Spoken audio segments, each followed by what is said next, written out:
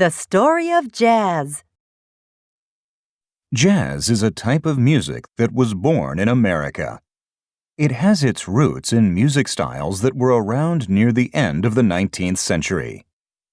However, its own unique music style did not begin to develop until the 20th century. It is now popular around the world. Jazz was created from a combination of various music styles. It has a very different mood from other types of music. It has the kind of beat that when you listen to it, you can feel the pain and joy of human life. Modern pop and rock music has been greatly influenced by jazz. Usually, musicians play a piece of music exactly the way it was written by the composer. They may also play a piece the way they think the composer would have enjoyed to have heard it played. Jazz is quite different. Improvisation is highly respected in jazz music and highlights the talents of the musician. With jazz, musicians aim to be original, and therefore the music played often depends more on the mood of the audience. Jazz musicians like to create new interpretations of music by experimenting with the melody, the harmony, and even the timing. The instruments used by early jazz players were not that special. In fact, they were the same as those played by other bands at the beginning of the 20th century. Key sounds in jazz music come from the clarinet, saxophone, cornet, trumpet, and other brass instruments. These are blended with the sounds of the drums, piano, double bass, and many other instruments to create diverse and interesting rhythms. However, the beginnings of jazz can be traced back to Africa. African music has always made good use of tribal drums, as well as harp-like instruments. Jazz grew out of hymns, spirituals, and black slave songs. Later, the influences of gospel and blues music, as well as European influences, led to the jazz styles we hear today. The popularity of jazz spread as small bands of musicians traveled around the country and played to new audiences. Along with this, an increase in opportunities for children to develop their musical talents at some schools led to an increase in the number of formally trained musicians. Many of them were influenced by the rhythms of jazz. Although jazz was born in America, it is European audiences that have often really appreciated its unique improvisational rhythms. Many American jazz musicians have moved from the United States and made their home in cities such as Berlin, London, and Paris.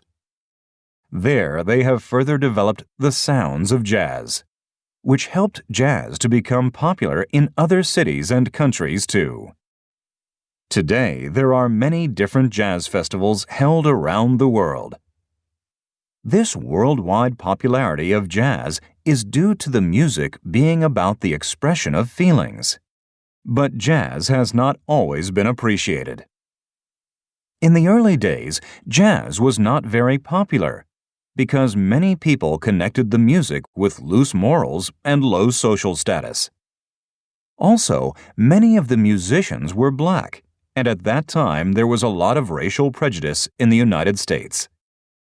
Once white orchestras started to adapt and imitate jazz, people's attitudes were quick to change.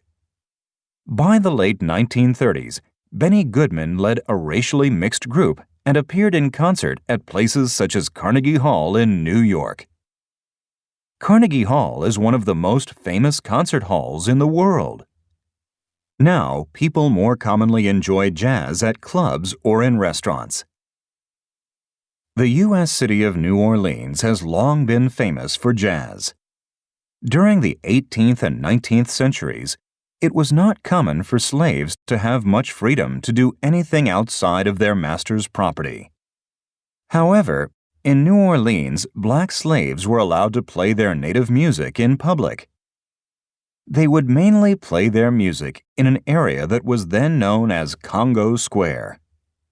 At that time, New Orleans had many educated and influential Creole people, as well as many free black people. Experienced musicians picked up those African beats and rhythms. They were later mixed by musicians with the sounds of European and Latin American music, which contributed to the development of jazz. Many U.S. jazz bands became famous. Some of the musicians were extremely talented, as they also knew how to play European classical music. Jazz blends many styles of music, and that is why it is loved in so many countries around the world. One of the world's most famous jazz musicians was Louis Armstrong, who was also known as Satchmo. He was born into a poor family in New Orleans in 1901 and died in 1971. One day, a Russian Jewish immigrant lent Louis some money so that he could buy a cornet, which was the beginning of his musical career. Louis Armstrong first became famous as a cornet player.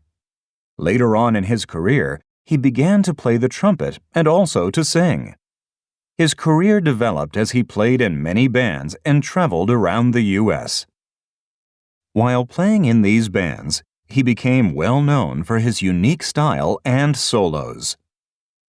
During his career, he recorded music with bands, famous blues singers, famous musicians, and also as a solo artist. His talents also extended to being in musicals and movies. Throughout his long career, Louis Armstrong also had many opportunities to travel overseas and play his music. He became a symbol of jazz and has influenced jazz musicians for many generations. In New Orleans, probably the most famous place to enjoy jazz music is Bourbon Street. It is located in an area called the French Quarter. It lies not far away from the Mississippi River. Bourbon Street is home to many clubs, restaurants, and souvenir stores. You can see musicians playing music on the street and also enjoy live music in the clubs or while enjoying a meal in a restaurant. Many people go to sample the delights of New Orleans musical culture. Whenever you visit New Orleans, you can hear the sound of beautiful jazz music.